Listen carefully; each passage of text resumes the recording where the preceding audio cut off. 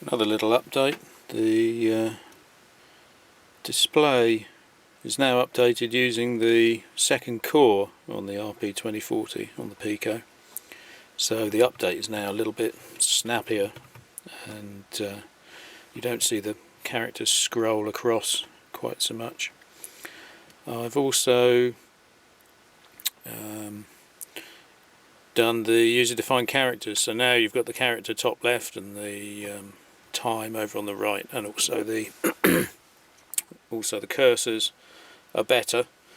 The flashing's still a little bit erratic, but that's just code, and the block cursor is now an underline as well, so when the block disappears it actually underlines the character. You can see that on time. You can see that it's sort of a bar at the bottom there when the block disappears. Also the calculator, that actually has a solid underline which just moves along as you type. It's a different cursor altogether. And what else? The off works, so that's now off, completely powered off, so you'll come up back through the copyright message, because the power scheme is that it never powers down the Pico. I suppose you could actually you could in code put it into a sleep mode, but the sleep mode of the Pico isn't particularly frugal on power. Does mean you have to go back through the copyright message and the language selection on this ROM. The clock's still not working, but everything else now seems to work on this LZ ROM. So that's looking pretty good. I'm still trying to get packs working.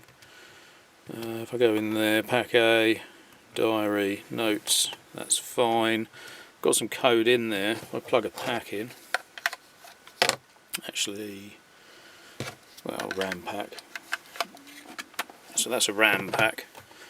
I now do the UI. It sizes it, but it's not happy and comes up with errors. So I've got a bit of work to do there. But it's a beginning. I mean, there's something going on. I think physically the connections are okay. I think the position of the data pack on that connector is essentially the same as the original board. Even though the original board uses long pins, it looks like the arrangement I've got here means that the end of these pins is actually at the same position relative to the data pack as the original. So I don't think it's a connection problem. I think it's some other problem which I'm going to have to try and sort out.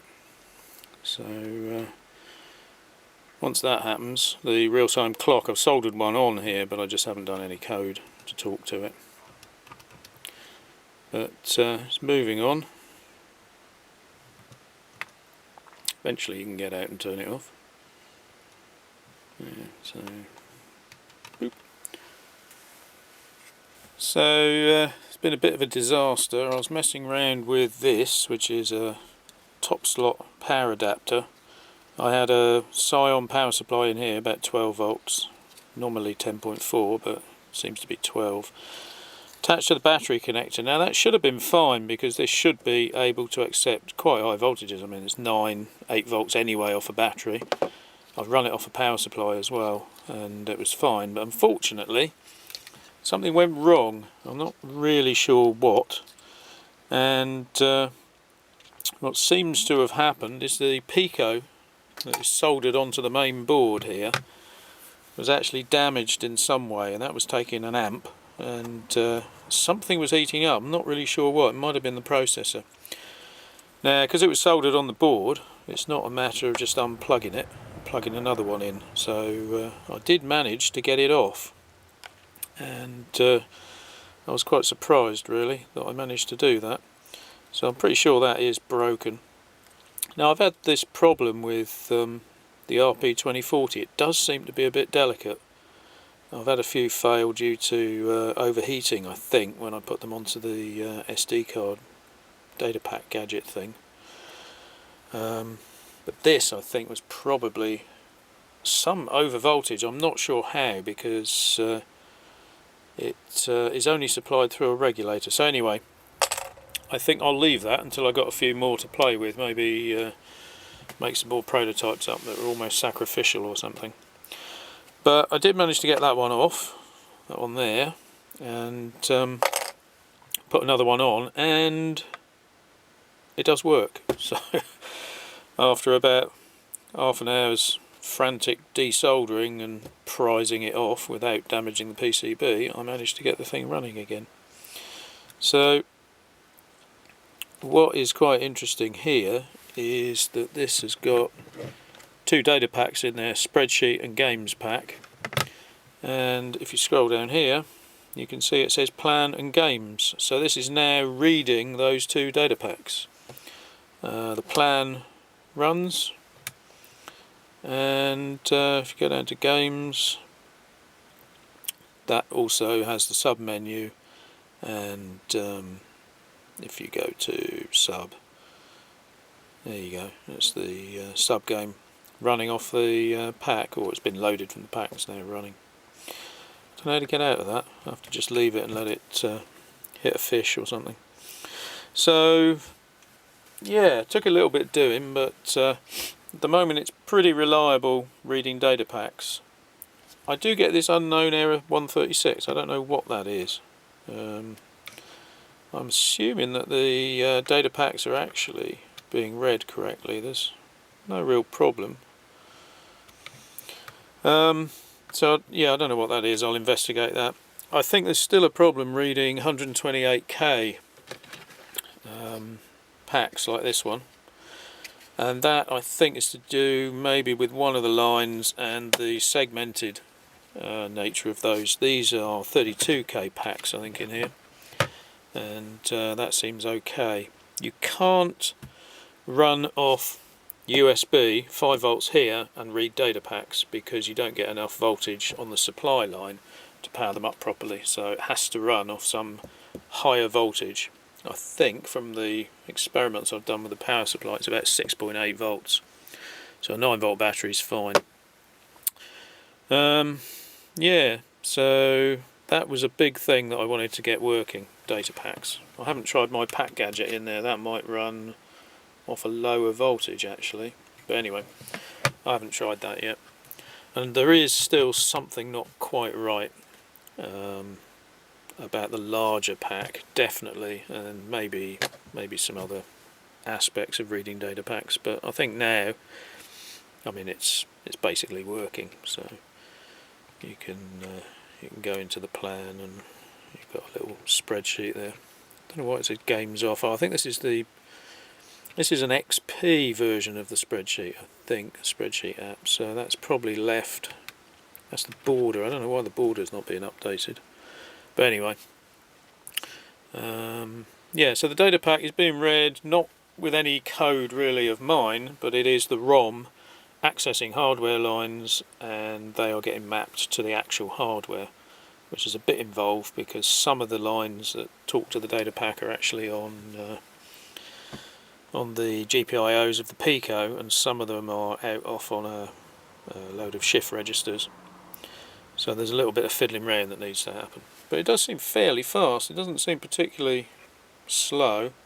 And this is running with 2 cores, so the display is being updated by core 1. The rest of the emulator and everything else is being done by the core 0. And what is quite interesting is if you go into the time application and run the stopwatch and start it, whereas previously that was running slower than real time, that's now running faster than real time, because the load of updating the display is taken away from the processor that's running the emulation. So the second core just has a buffer, and when anything changes in that buffer it updates the display, so it's taken away quite a lot of work from the processor that's running the emulator. So I've decided as well that this board here, I think in order to get a decent final item, I'm going to have to do another board because there's just too many mods on the on this board. There's quite a few tracks missing and various things I've changed. I think I'm up to about 14 mods on that board, and unfortunately I think I'm going to need another one of these as well. The only thing I haven't tested on here is the Wi-Fi, but there are problems on here as well, and I do need some pull downs here, I was hoping to use the pull downs on the Pico GPIO lines, but unfortunately they're the other side of a shift register and you need the pull downs on the shift register. If you don't have those, then it sees sort of phantom data packs. You need to have 0 read from the slot, and the organiser determines that there's no pack plugged in when it reads 0, and without the pull downs it doesn't read 0. So quite a few extra components needed there. I think there's a couple of tracks missing as well. I'm up to about 3 or 4 mods on here. Everything's been tested apart from talking to the real-time clock, which is up there. I've soldered one on, just haven't got round to it, and talking to the Wi-Fi module. Again, that's soldered on, just haven't got round to it. So I think once I've talked to those 2 bits of hardware and verified that they're working, and maybe had a look at getting external power in there, because running off a rechargeable battery is a bit of a pain. I can do quite a lot of the code on the USB 5 volts, because this will actually run down to about 3.8 volts on the battery. Display works, processor works, but well, actually the processor shouldn't work, the display works. But anyway, at some point it will drop out, and obviously this is going to discharge, and having a power supply is a lot better. But it's pretty snappy now. The display updates are a lot faster than they were before I put the second core in, which is quite nice. I'm going to try doing some benchmarks on OPL as well, just to see how fast the emulator is compared to a real one. The LZ and XP run at the same clock rate, so I could test against either, I think. And it's coming together. The mechanical arrangement is sort of fine at the moment. One of the data packs is a little bit difficult to get in, this one here, but that could just be the way that I soldered the connectors on the board. You have to lift them off a bit in order to get the right height. Oop, there we go. And I think power at the moment, looking on the power supply, when I was running at around 6 volts, it's around 100 milliamps at the moment, or less. As the voltage goes up, it drops a bit, and I think most of that is due to the display. Now, it is possible in the code to change the brightness, and that would end up as a power saving measure. At the moment, I think this might be running at something like 70% of maximum brightness, so you can drop that down, because each one of these dots is actually a little tiny LED which takes current. The more dots you got on, the more current you take. So, but even so, I mean, you're still going to get, what is it, out of this, well, assuming the capacity's right, 6 hours, but you're going to get quite a few hours of continuous running. And obviously if you put a bigger battery on there, you're going to end up with more time. It would be nice to be able to run off USB, so you could put 5 volts in the battery, but to do that I'd have to change the 5 volt supply from just a linear regulator, which I've got on there at the moment, to some sort of buck boost regulator, so that it can handle voltages lower than 5 volts and higher. Yeah, might be worth doing that actually, because running off USB would be really convenient, I think.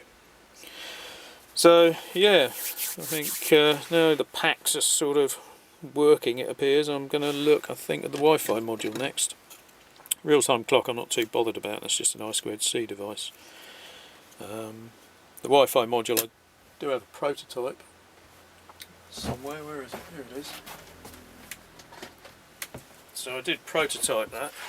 This is what is it? This is my Datapack gadget. So this plugs into the organiser. This is for the SD card Datapack. This is the breakout board that I developed the code on, and what I did was actually wire a Wi-Fi module here, and then I've got some code that just does a simple web server. So I'll try and get that running, and that will just verify the hardware, and then what actually appears on that web server. I mean, that's another job. So I just need to verify that all the hardware is working and do whatever mods I think are needed to mean that I can get a version 2 of the PCB made up. So the buck boost converter I could put on the power PCB. At the moment it's on the main PCB. The regulators are here, and here there's a 3.3 volt and a 5 volt. And the 5 volt is only used for the Wi-Fi module and the Datapacks slots. And they are both on this card. So really that regulator should go on here. I've got a little bit of space over there. It's a bit tight for components, especially a buck boost. The tracking down here was pretty horrendous. Trying to get all those signals up that thin arm, that was a pain. But really it should go on there. I don't think I can put anything on the back. That's all mechanically. If you put that in there, there's not a lot of space for components on the back. Although looking at it, yeah, there might be room maybe here somewhere for something. That's going to be a bit tricky. But anyway, the logical place for it isn't really on the main board. It should really go on here because it's something that is needed by components on here. If you designed another one of these with SD card slots or something, then obviously you don't need the 5 volts. So yeah, I might move it onto there. I think it's pretty easy to do. You can still leave the 5 volts linear regulator on the main board if you, well, I could do that and have 2. And just power the slots from one or the other, or have it configurable with jumpers, which is what I might do. But yeah, it's well, that's quite a large chunk of what's needed to get this going.